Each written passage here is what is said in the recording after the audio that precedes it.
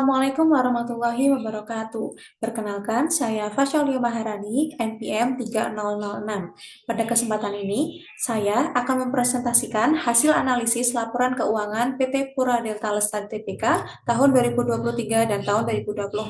PT Pura Delta Lestari Tbk dengan kode saham DMAS adalah perusahaan pengembang kawasan terpadu di Kota Delta Mas, Cikarang, Bekasi, seluas 3.200 hektar. Perusahaan ini tercatat di Bursa Efek Indonesia sejak tahun 2015 dan bergerak di bidang kawasan industri, hunian, dan komersial. Dari sisi kepemilikan, saham DMAS dikuasai oleh PT Sumber Arus Mulia di bawah naungan Sinar Maslen sebesar 57,3%, Suci Corporation sebesar 25%, dan 17,7% sisanya dimiliki oleh publik atau masyarakat umum. Selanjutnya, dari sisi kinerja operasional, DMAS menunjukkan pertumbuhan yang positif dengan NOPAT tumbuh sebesar 11,23%, meskipun EFA dan MFA-nya mengalami penurunan. Namun, keduanya masih bernilai positif, yang artinya perusahaan masih mampu menciptakan nilai tambah bagi para pemegang saham. Selanjutnya, dari sisi profitabilitas, profitabilitas juga terjaga dengan OPM stabil di atas 56%, ROI sekitar 20%, dan ROI di atas 17%. Selanjutnya dari sisi likuiditas. Kondisi perusahaannya sangat kuat dengan seluruh rasio likuiditas meningkat di tahun 2024. Sementara dari sisi nilai pasar, PER dan PVB mengalami penurunan seiring turunnya harga saham dari yang semulanya Rp163 menjadi Rp150, yang mengindikasikan bahwa berkurangnya ekspektasi pasar dalam jangka pendek. Selanjutnya, risiko DMAS diukur menggunakan beta yang dihitung berdasarkan data damoran sektor real estate development.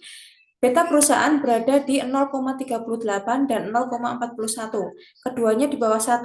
Artinya, saham DMAS lebih stabil dibandingkan pergerakan pasar secara keseluruhan. Selanjutnya, biaya modal sendiri menggunakan CAPM yang menghasilkan nilai sebesar 8,86% dan 9,13%. Sementara, WACC berada di 8,92% dan 9,16%. Poin penting di sini adalah ROIC perusahaan secara konsisten jauh di atas poin WACC dengan selisih positif di kedua tahun, membuktikan bahwa perusahaan konsisten dalam menciptakan nilai tambah. Selanjutnya, struktur modal DMAS sangat didominasi oleh ekuitas di atas 87% di kedua tahun.